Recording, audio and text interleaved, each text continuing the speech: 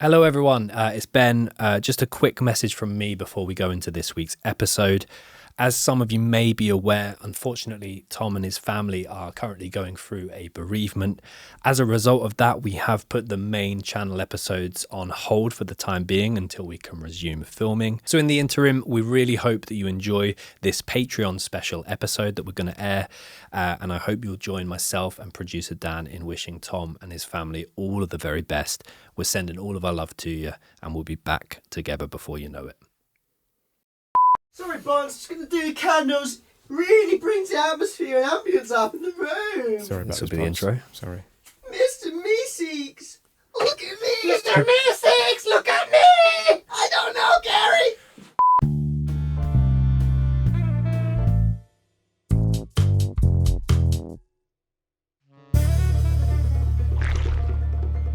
Hello and welcome back to another I Can Murder a Minnesota. Snakes Alive, 55 is the episode. We did have to Google that beforehand. 55. 55, we're getting close. We just feel like we've been in the 50s for a long time. Yeah. We were saying that earlier.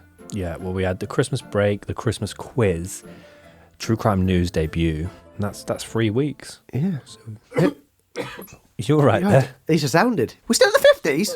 Hopefully we make it out of the 50s God. without losing a passenger. Not a passenger, Is that the same a jumper, teammate. Same jumper you wore in the last? Before we started, guys, he said this is going to be long because it's one of my episodes and not funny. I wasn't laughing at the shit And now he's- jumper. Shit jumper. He's spicy over there. Wow. Oh, wow. Just like that. When I pointed out he's wearing the same jumper, he miraculously changed into a new one. Check it out. Do you like Check it? Yeah. Where'd you get it from? I don't know. Oh, Still got the tag in there. that must be itchy. Guess you should know where you got it from then. It's down. Fucking idiot. Oh, No, that was an afterthought. Bit harsh. Yeah. But It's just Cruel. banter. It's just banter, Ben. it's just banter. It was just banter.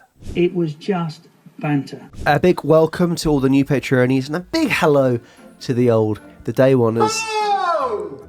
And that was a big hello. So thank you for that, producer Dan. We're very excited to be back with a new episode, a new poll, a new request. Ben, everyone is on the edge of their seat thinking this is going to be a long one. What is the name?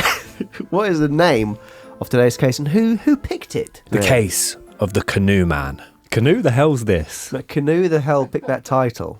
And Canoe the hell picked that title. Well, the title Was picked by you. was picked by me. The case was picked by me. Tom Norris.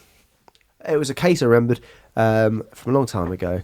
I would have gone with something more about staging his own death. The disappearance of John Darwin. The Canoe Man, the man from the dead. Canoe the hell are you? The Canoe would do this to his children. Canoe'd do this to his children. Not nude. Canoe would do this to his children. No good real titles, but hopefully people aren't put off by the title. It's a very interesting case. It's slightly different to our usual. So I don't really know much about it, but Yeah. Ben was like, "What should I do?" And I said, "Why are you talking like that? What about this case?" And you were quite interested about doing one about a guy that coughed, but I was like, "That's not very interesting." Well, I think we need broader context there. Okay, sorry. Yeah, well, so first of all, guys, the reason we're not doing a poll case is because we were between the two main channel shoots. So we really hope that you enjoyed the Butcher Baker Robert HANSEN episode. I still hope we haven't picked that for the title. We're running out of time. We are running out of time. Yeah. And from one Robert to I remember that one. We had a few giggles in that one, so probably be a few comments going, "Just get to the fucking point," from people who are new to the channel. That was a very fascinating case. very, very, and we have some really interesting ones coming up. So yeah, we hope you guys are enjoying it. In terms of today, basically we shot between series. We didn't have enough time to get a poll up. Well, we had enough time to get a poll up, but in terms of it to gain enough fair voting, we thought no. What we needed to do was get a case that would, we feel, go down well, but also be a bit different just between the polls. We narrowed it down to the disappearance of John Darwin, or Coughgate, the man with the cough, Major Charles Ingram. The Who Wants to Be a Millionaire cheater. Yeah. And there wasn't more to that case, but he's More to it was just essentially things that had nothing to do with the case, right? yeah, like I think he was on Wife Swap, the TV show, Yeah. and Celebrity Gardening. He's always coughing. And I know, so earlier Dan was talking about you mowing over things. This guy, Charles Ingram, mowed over his own toe. Ouch. Mowed his toe off. So But not relevant to the case, is it? no, but that was a big reason why I wanted to. I don't know. I just think that would have gone He went there, his friend was in the audience, coughed at the right answers, he hit the right answers. Someone eventually clocked it. Well, there's a great documentary on YouTube, guys. Yeah, still an interesting case. ITV Sure. series Yeah. of it. So what happened was I threw I threw one idea into the group chat. Shit at the wall, Tom what came, stick? Tom came back with another idea, and I immediately backed down. And that's why we've arrived with the case of the man who faked his own death. I don't know. He did. Canoe man. Yeah, he did, but I'm just thinking of an episode. A spicy. We always bang on about spice tiles, and yeah. we struggle sometimes. The disappearance of John Darwin. Or the, in quotations, disappearance. Yeah. The disappearance of The John Darwin. Ooh.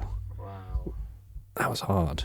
I tell you what, Tom, it was a fun one to research. Hope everyone enjoys it. I'm trying to keep it funny and prompt. So Funny and short, like Danny DeVito.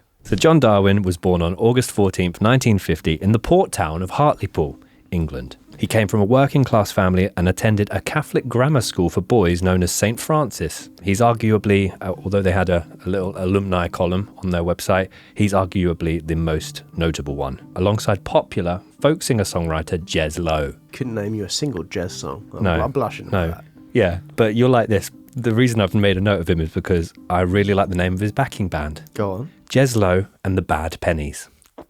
That's good. Good, isn't it? That is good. Well, you like that? Or the Bad Bad Pennies. Yeah. What makes a penny bad? Rust. Oh, straight in. What when they go a bit green? Yeah, or, the wrong currency, obviously. That's not bad, is it? Well, it's bad if Explore. you're in Yes, green. it's an excuse to go back to that country. So at St. Francis, Darwin excelled at mathematics and science and noted a particular fondness for biology. You could say he evolved there. He enjoyed these subjects so much that he decided to pursue a career in science. And basically, after leaving sixth form, which I guess is the American equivalent to college? High school? Sixth form? Don't they just have a combine it? It's so complicated over there. It's basically the age, sixth form would be 16 to 18 over here. Yeah, because we were talking about GCSEs the other week, and I thought, what is that in American? In American. America. It's GCSEs. But 16 to 18 here, then you'd go off to university There you go. over here. But I don't know. There you go. He would eventually go on to become a science and mathematics teacher, a role that he absolutely adored and would go on to hold for 17 years. During this time, he met and married Anne Stevenson, who was a doctor's receptionist at the local GP. The couple would go on to have 2 children together, both boys. Just imagining her at the reception desk going, "My heart will see you now." Doesn't work in any way. Oh, that's out. They're cutting that out. I have to double check this edit to make sure it does get cut out. So as their family grew, the couple began to have dreams of living their lives off of a passive income, which is something I think everyone can relate to. Just living your life, a little bit of money coming in now and again, not really having to work for it. They'd both worked very hard all their lives since leaving education and decided that they wanted to spend time, as their boys had grown up, seeing the world. What form of travel were they looking to do? Well, yachting, So anything smaller scale? day trips, long weekends, Yeah, city breaks, Boots. boats. Don't worry. Have you got another one? Canoes. John had also taken a slight career change to try and generate more money for the family household, working as a cashier at Barclays Bank and a prison officer at HM Prison Home House. Don't want to be out of touch here at all, but I would have thought a cashier at a bank and a prison officer earn similar or less than a teacher. Depends on the level who's teaching. Well, that's true. Science and maths. If he was a lecturer at a university, it could be fairly good. Prison guard, I imagine there's a lot of overtime available. Yeah. Cashier at a bank. Yeah, well, I just had a little look. Prison officer now, between the average salary in the UK, 27 to 30 grand. Teacher now, 25 to 41 grand, depending on the subject. And a bank cashier, 20 to 23. So maybe different time. Prison guard at night, banker by... There you go. And in his own spare time, canoe man. Anyway, the couple decide to start a company. And basically what they do is go about buying and renting out bedsits all across County Durham. But invest in property and convert it into bedsits is what I'm trying to say. The couple quickly amassed 12 properties that they would rent out all year round. Business was going really well, and then the couple made the decision to purchase 2 semi-detached houses next door to each other in the seaside resort town of Seaton Carew, which is in County Durham. I don't know if the word bedsit is a globally used Yeah, term. okay. So the bedsit is essentially like a one-room apartment with everything in it. Oh, it's a studio. Is it? Studio Like a flat. studio, yeah, like a studio. Like student housing, kind of. Cheap accommodation. Cheap accommodation, usually 1 or 2 people per bedsit. As well as this, they use that money generated to purchase these 2 semi-detached households. This is a decision that would ultimately change their lives forever. Ooh. They became homeowners. Yeah, homeowners. No, well, they did become homeowners, but something else would happen. And many bedsit owners. So business was going well. They based these purchases on forecasted income that they would eventually generate through the bedsits. However, the properties started to encounter various maintenance problems, and they would lose many long-term customers. So finances started to drop down. They quickly spiraled into debt, trying to pay off the 2 mortgages on the new houses. And John had also lost a lot of money investing in the stock exchange, going to casinos, and also trading at car boot sales. See, the trading in car boot sales and stock exchange, it's more responsible. Obviously, as long as you're not making ridiculous stock risks. Yeah. Casinos, when the fun stops, Ben, Yeah. you gamble away. Trading away at a car boot, It's like in The Office when he starts Dwight. with a feather, Yeah. ends up with a Something magic big. beans, doesn't he?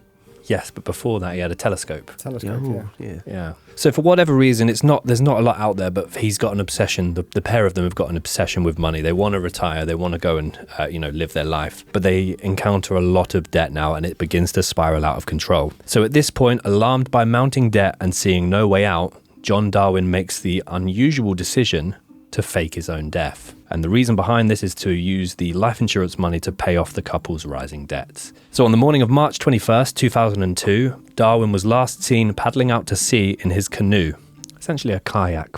I think that's a global term, isn't it? Yes. Yeah, I'm just checking. It's actually a little boat.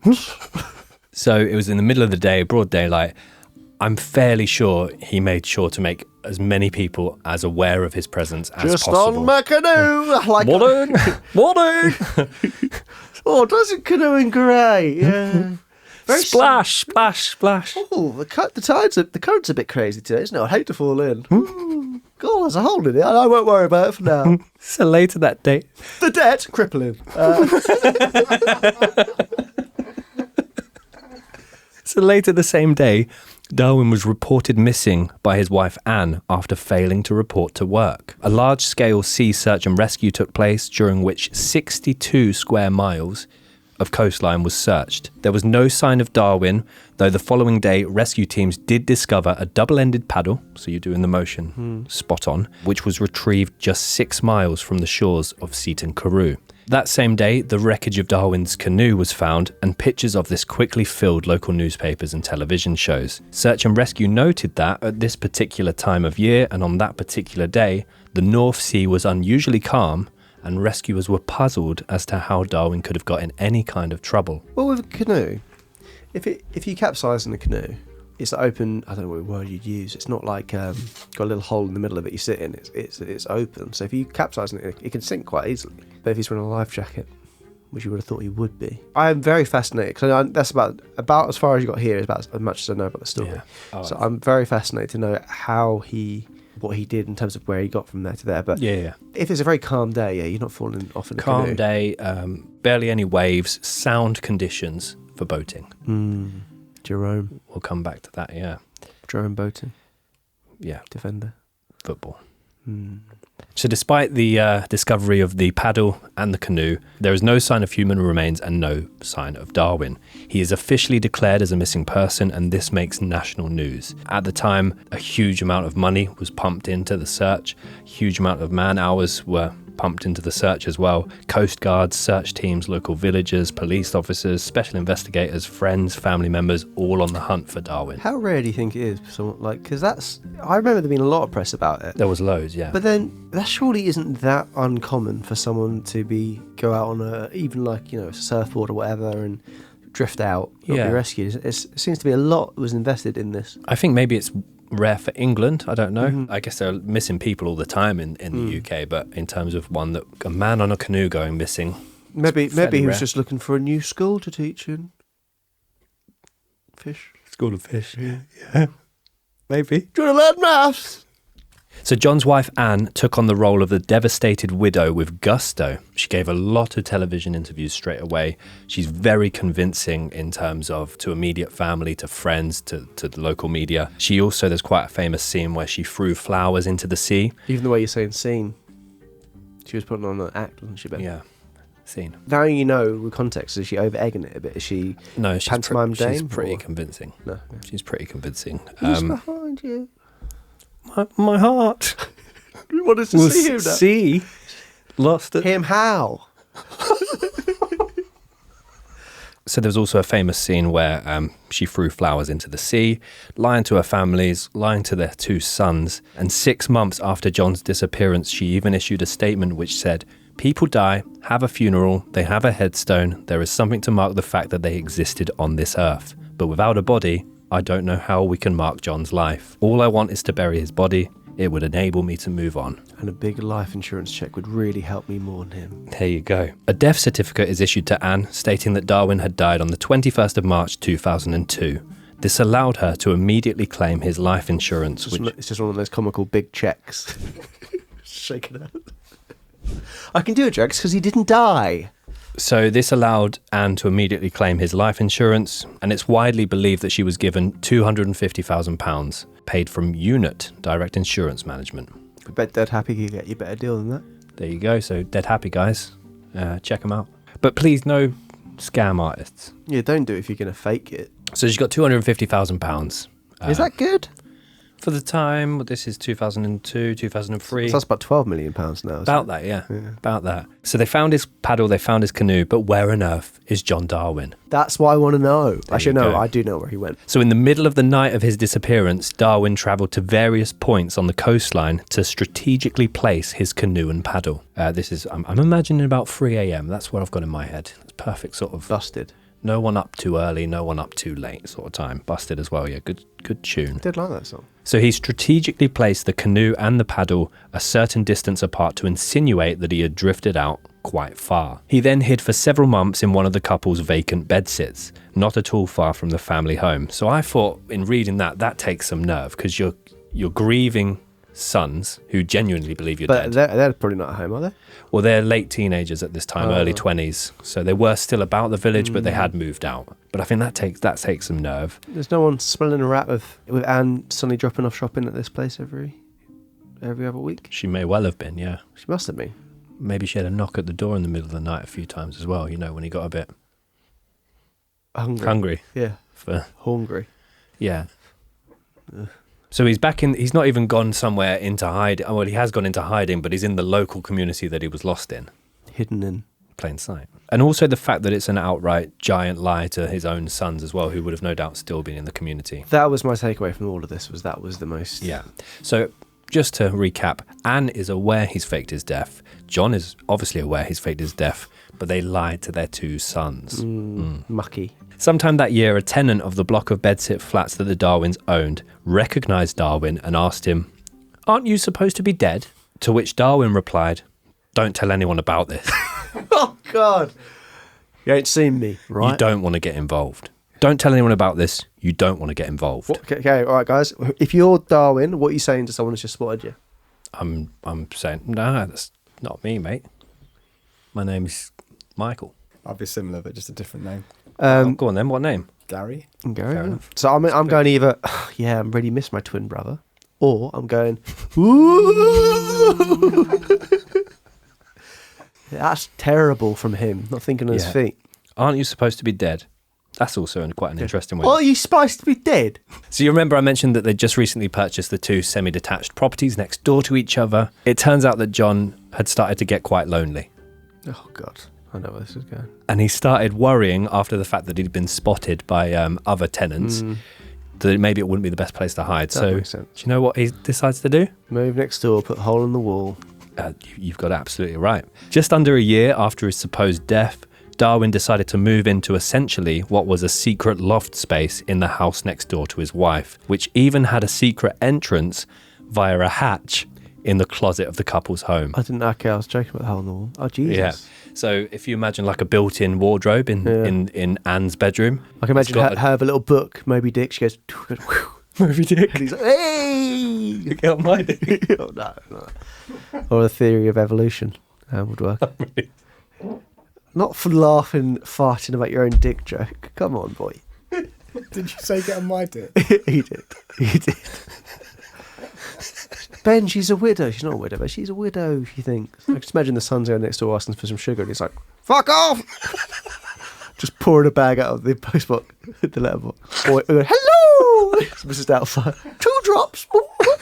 So basically, you'd open it, it looks like a normal wardrobe, but the back wall, you can kind of pull it open, and then there are stairs up to the loft in the property next door. Like a grotty Narnia. Yeah, and the crazy part about all of this was they were renting out the property next door, but they just said it doesn't have an attic space, and they filled it in. Oh, so he was in the attic next door. Oh, fucking hell. Like a perverse skellig. Yes, yeah. So the life insurance money is through, the debts are paid off, and the couple are essentially back together behind the comfort of closed doors. So whilst living in hiding, Darwin spent most of his time online.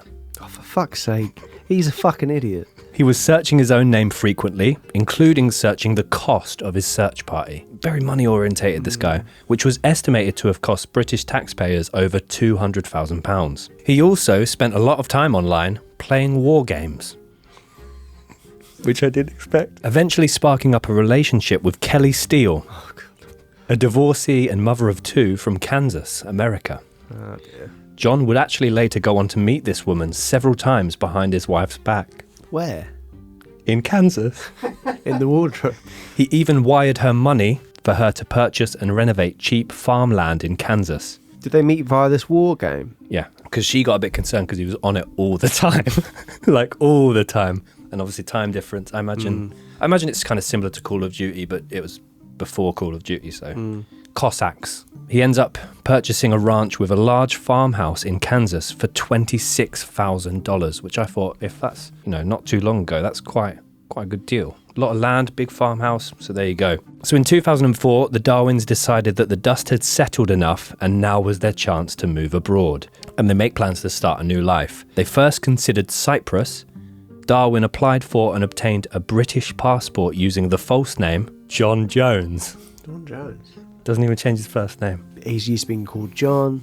Yeah, exactly. So the reason he picked that name is because if he was walking down the street and someone said John, he wants to be able to turn around but say, no, not Darwin, Jones. That's John Danger. Hey. But he also used his true home address to obtain that passport. Oh, so it's John Jones living next door to what was John Use your Darwin. fucking other tenant's house. There you go. Later that year, using the new passport, the couple visited Cyprus to investigate buying property. So basically, he feels like he's got away with it, changed his surname, still same appearance, and looking to live now a life away from England. The couple couldn't find anywhere where they liked in Cyprus, so the pair even considered buying a boat to live off the coast of Spain, but they eventually decided against it, and John returned to hiding. At this point, this is a couple years later now, John had grown a full beard. He's living in the attic full time, he's grown a full beard, he wants to look a bit different, and he eventually starts walking around in plain sight in Seaton Carew. No one clocks it. Imagine Ian Beale with the beard and the hat. Exactly. It's exactly that. If you put them side by side, it's that sort of size beard. If anybody would knock at the door or any friends visited, he would sneak off through a false cupboard and head up into the neighbouring attic where he would resume hiding. So he would even during daytime live in the house. On the 9th of March 2006, Darwin is reported to have signed a planning objection when a neighbour proposed to having an extension put on their house using the real name John Darwin. Like, he's really lazy with some of this stuff. So Darwin and his wife began to consider Panama as a possible destination. The couple flew to Panama on the 14th of July 2006, where they were photographed by a Panamanian property agent upon their purchase of a property in Panama, which is a sentence. A lot of peas, isn't it? A lot of peas. And the resulting photograph was posted on the internet.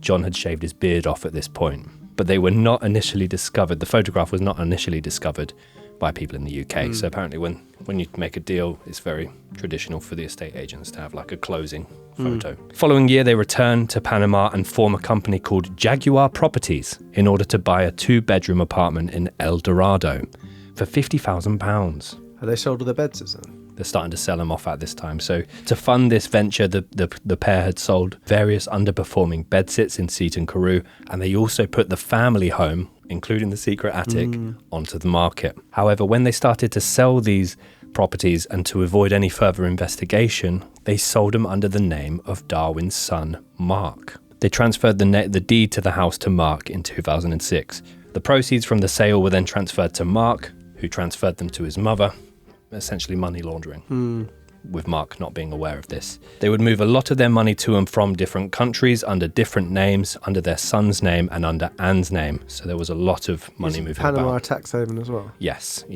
The following month, Anne returned to the UK to finalise the sale of their 2 semi-detached homes in Seaton Carew, while Darwin remained in Panama. In May of 2007, after the sale of their UK home, the couple purchased a 200,000 tropical estate in the village of Escobal, Panama.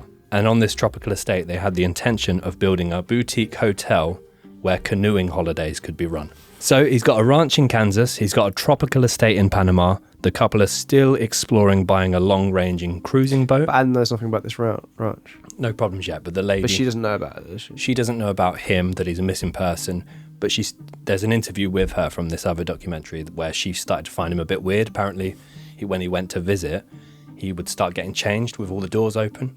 And like she had young kids as well walking around the house. So apparently he's just a very strange guy. They've wrapped up things in the UK. He's living it large. However, unbeknownst to John, a police investigation was started in September of that year when back in the UK, a colleague of Anne became suspicious after overhearing a phone conversation between Anne and a mystery male. When they were selling their UK, the semi-detached houses, they then finalised the sale of the second one. So they'd sold them separately. The second one was sold and Anne made plans to leave permanently for Panama. The couple that purchased the second property found hundreds of newspapers from 2005, 2006 and 2007 in a boarded up gap between the Darwin's house and the attic. So he's reading newspapers almost every day, but they didn't think it was anything too suspicious. So 5.5 years after faking his own death, on the 30th of November 2007, Darwin's wife Anne bought an airline ticket for her husband from Panama to England because he claimed he was missing his sons. Oh, wow. How long after this? Well, this is 5.5 years after faking his own death. However, this is at the exact same time that a drastic change in Panama's visa laws occurred. It emerged that Darwin had emailed his wife on the 14th of June to notify her that identities would have to be verified by UK police in order for them to receive what is now required by Panama as investors' visas due to the fact it's a tax haven. And knowing that his John Jones alias would not pass the level of scrutiny, Darwin decided to return to the UK under his real name and fake amnesia. Oh, Jesus. So on the 1st of December 2007, Darwin walked into the West End Central Police Station in London, claiming to have no memory of the past 5 years. His wife Anne, who had sold up all of their remaining British properties, is immediately notified. When she's notified, she initially expresses surprise, joy and elation at the return of her missing husband. The UK police at the time had already suspected that Darwin might not have been dead, because Anne, despite all of her media appearances and portraying as this grieving widow, was already being investigated based on her work colleagues' suspicions of the phone calls. The UK police by that time had investigated her and had started to tap some of her phone calls and emails, which I'm not sure how legal that is. Yeah, I imagine it'd be like a warrant if there's sufficient evidence in order to suggest that something bad is going on. You'd be able to get a warrant to do that. And they'd also sent investigators to Panama to track her. Sarge, I'll go on that one. A police financial investigation had already begun 3 months prior to Darwin reappearing in England, following a tip-off from Anne's colleague, connecting the claim that her husband's life insurance and subsequent immigration to Panama was all quite a nice little coincidence. The Darwins cover story unravelled after the Daily Mirror published the photo of the Darwins taken in Panama in 2006 with the headline, "Canoe's this in Panama?" The photograph had been discovered when a member of the UK public searched for the words John, Anne and Panama in Google Images. So there'd already been kind of like headlines of a man with amnesia returning, but this member of the public has just gone and searched John, Anne, Panama and found this photo. The photo had been featured on the website movetopanama.com and was brought to the attention of the Daily Mirror and to local police. I think that the person that searched John, Anne and Panama is this work colleague, but it's never been proven. So Anne, when shown this photograph, claimed that it was John, saying that, yes, that's him, My sons will never forgive me for this. The police then arrest Darwin and Anne at his son Anthony's house in Basingstoke. A police investigation discovered that Darwin had been using a false passport by the name of John Jones, which was actually an identity that belonged to a baby from Sunderland who had died in 1950, so as a 2-year-old baby that he's used the identity of. Oh. Upon examining the false passport, police found that Darwin had made several trips to and from Panama in the previous 5 years. Darwin's 2 sons initially expressed elation at the return of their father, but as the story came out, they were finding things out through the news rather than from their parents as well, because they were both being investigated. So as the story unfolded, they issued a joint statement stating that they felt they had been the victims of a scam and implied that they wished to have no further contact with either of their parents. A couple months after the return of their father, one of Darwin's sons allegedly also disappeared after clearing out his North London flat and left a notebook that reportedly contained coded messages for his girlfriend, as well as directions to get her to London City Airport. Police at the time emphasised that he was not a suspect in any of the Darwin crimes, and he has not been found since. Oh, wow. So that's quite an interesting little tangent. And this is the one that they'd also laundered money through. Maybe he was getting a bit nervous, I don't know. Or maybe he did know something about it. Maybe he did, yeah. The same day that Darwin's son disappeared, John Darwin was charged with obtaining life insurance money by deception and making untrue statements to obtain a passport. And Darwin was also arrested the following day upon returning to the UK. Dan, before we get into it, how long do you think he's going to get prison time? You're the judge here, Dan. Or executioner. Ooh, does he get killed? 15 years. I'm going to go for 8. Okay. On the 9th of January 2008, John and Anne Darwin returned to Hartlepool to face further charges of deception. Basically, they go through all the different charges because it's not only the life insurance claims that they've made, but they've cost the British public X amount. They've sold their properties and laundered money. Yeah, all of this stuff. So loads of different charges. They'd also been claiming even more money, 2 separate amounts, 25,000 and 60,000, by obtaining money from Darwin's teacher's pension scheme. Oh, and also his prison guard pension as well. Oh, yeah. Yeah, so they were cashing in both those pensions, life insurance, load of charges against them. So on the 13th of March, Darwin admitted 7 charges of obtaining cash by deception and a passport offence. He denied 9 charges of using criminal property, and Darwin also denied 6 charges of deception. So for some reason, despite all of the evidence against them, they're both denying the charges. The following month, John Darwin and Anne Darwin were both convicted of fraud. Darwin faced an additional charge relating to his fake passport and was sentenced to 6 years and 3 months in prison. Anne Darwin, who was described by police as a compulsive liar, was also sentenced to 6 years but 6 months. So she got longer than him. That is mad. He's got 6 years and 3 months. She's got 6 years and 6 months. How old are they at this stage, roughly? They are in their 50s. The only people they harmed in this were their sons. That's not fine. That's not saying that's fine, but there's no... Is it victimless crime apart from their sons, would you say? I'm sure like some manslaughter charges have been less time than that. Like drunk drivers that kill people. Both of them immediately appealed their sentences, but both appeals were denied. Crown Prosecution Service basically vowed that all profits obtained through the Darwin's property sales would be immediately confiscated. John Darwin was released on probation in January of 2011 and was released in March of 2011. So they only actually ended up doing 3 years each. On Valentine's Day of 2012, the CPS announced that the entire £500,000 in life insurance and pension payouts received by the Darwins had been recovered, part of which involved in the sale of 2 properties in Panama. So they started selling off all of their investments to pay this off. The CPS came out to say, "It is important that fraudsters see that not only will we prosecute them wherever possible, but we will also make every effort to retrieve their ill-gotten gains and return them to those who have been defrauded." In April of 2014, it was reported that John Darwin had repaid just £121 from the £500,000 he owed. However, this was because all the assets were in Anne Darwin's name. By July of 2015, the pair no longer had any assets and had repaid a total of £491,000. John Darwin claims that he had always planned on paying the insurance money back, and that the real reason he returned to the UK was to pay the money back. He said, "I could have stayed put where I was. You wouldn't have been any the wiser, no matter what." With that claim, why come back with amnesia? Why purchase all the properties but then start to pay it back? Why lie to your sons? And why did this all happen at the exact time that Panama changed their laws on UK visas? Yeah.